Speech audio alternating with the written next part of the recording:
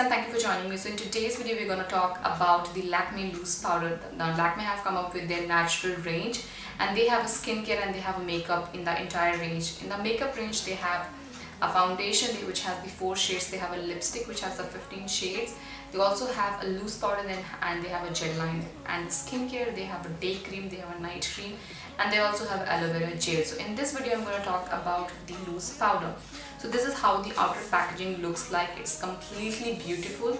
It starts with the green kind of color and fades down to the rose gold. Lakme always kills with their packaging, but we are talking about the product. So we are here with the product, same kind of packaging. It comes with the green kind of packaging which fades down to the rose gold.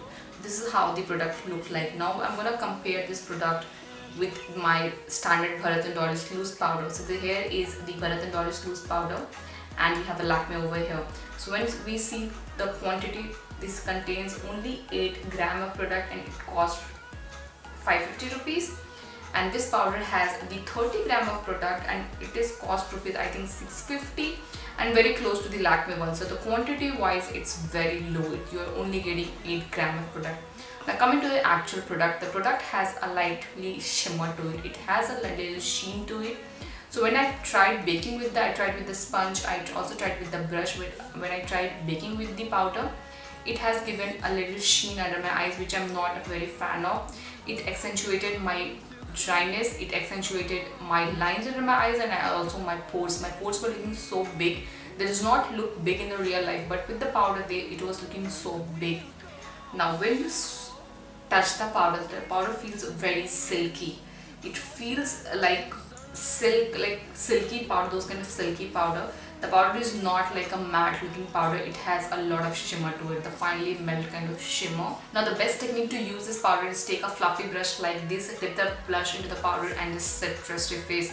In that, it's just going to give a subtle glow to your face and it will not look crazy under the eyes. So I will not recommend this powder to set under your eyes. You can use this powder just to set your entire base, leaving your under eyes. Now, is this a necessity? I don't think so, because this powder has so much of shimmer into that. It's not going to the job which it's supposed to do. This is actually good for loose powder. Is actually used for baking, and when you bake under the eyes, your eyes is going to look horrible.